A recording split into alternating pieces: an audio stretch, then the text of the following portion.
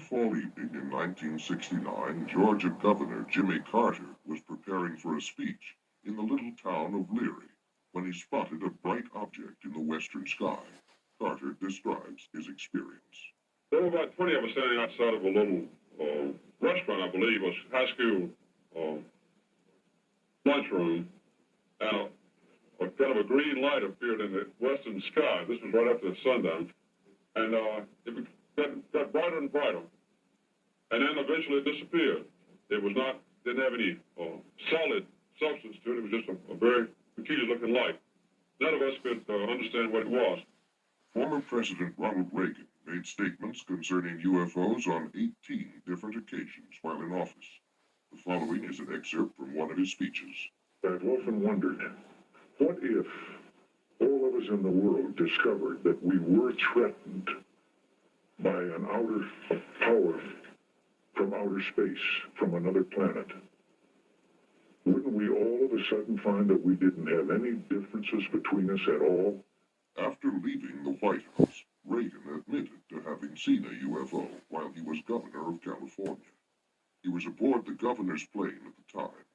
His wife, Nancy, as well as several other people, also saw it and described it as a green, glowing UFO.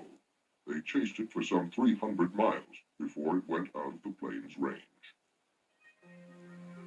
On November 7, 1975, an alarm went off at Malmstrom Air Force Base in Montana, the site of launching facilities for Minuteman missiles.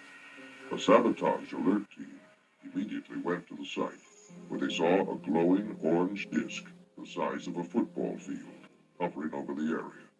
It began to rise, and the North American Air Defense Command radar picked it up when it reached an altitude of 1,000 feet.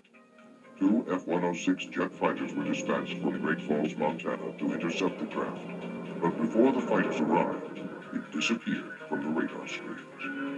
The next day, there were more sightings, both visual and radar, over the base. Each time the jets streamed into the area, the UFOs shut off their lights and reappeared only after the jets left. In the next 8 months, 130 similar reports were logged at the base and in the surrounding county. An early and prominent champion of UFOs was one Donald E. Kehoe, a U.S. Naval Academy graduate and retired Marine Corps major. In the January 1950 issue of True magazine, he wrote a comprehensive article on UFOs. It caused an instant sensation and became one of the most widely read and discussed articles of the day. He claimed that none of his high-level sources would talk about UFOs, which he took as powerful evidence that something tremendously important was being covered up. This is not an attack on the Air Force spokesman or the project spokesman. They are simply following orders to explain away all UFO sightings as quickly as possible when they become public and deny that UFOs really exist. We have not been hiding anything. The investigations have been made public. The explanations of those where there is a clear explanation have been made public. He later became director of the National Investigation Committee on Aerial Phenomena, where he questioned many governmental agencies about their possible involvement or knowledge of UFOs. The following is an excerpt of a letter from the FBI in answer to one of Major Kehoe's inquiries. In response to your letter of September 22, 1958, this Bureau does not have information on unidentified flying objects which can be released. This does not imply that this Bureau has information concerning unidentified flying objects which cannot be released. Possible communications with extraterrestrial vehicles from another planet, should the unidentified flying object prove to be an extraterrestrial, is not a function of the Federal Bureau of Investigation. Signed, John Edgar Hoover, Director of the FBI. There are 6 distinct categories of sightings. Close encounters of the first kind refers to a mere sighting of an unidentified flying object. Close encounters of the second kind includes both the sighting of a UFO as well as tangible proof of the craft having been there, such as marks on the ground, the scorching of grass, or the interference of electrical circuits. Close encounters of the third kind is the direct confrontation with a space being or entity sometimes called a humanoid. Close encounters of the fourth kind involved alleged abductions by UFOs, where people claim to be involuntarily taken on board a UFO, usually for experimental purposes.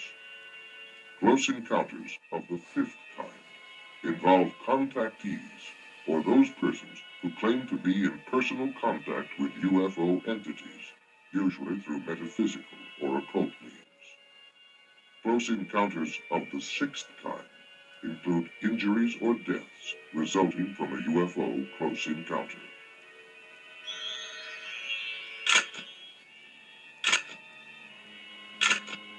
One of the greatest waves of UFO sightings in modern history came in 1965, with more than 500 cases reported during the summer months alone.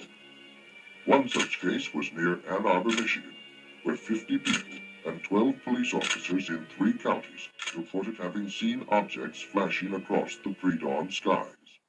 That evening, 87 female students at Hillsdale College near Ann Arbor watched an object flying around and flashing bright lights for a period of about 4 hours. Life magazine said, "Call them what you will, flying saucers, unidentified flying objects, or optical illusions. They are back again, and seen by more people than ever before." Last week, the manifestation seemed almost to have reached the proportions of an invasion.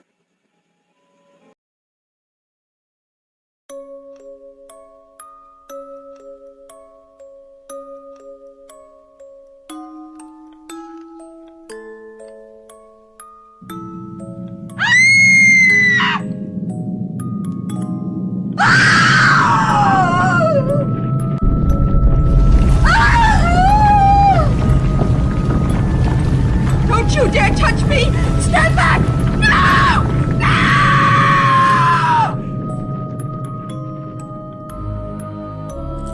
Behold, he cometh with clouds, and every eye shall see him, and they also which pierced him, and all kindreds of the earth shall wail because of him. Even so, Amen.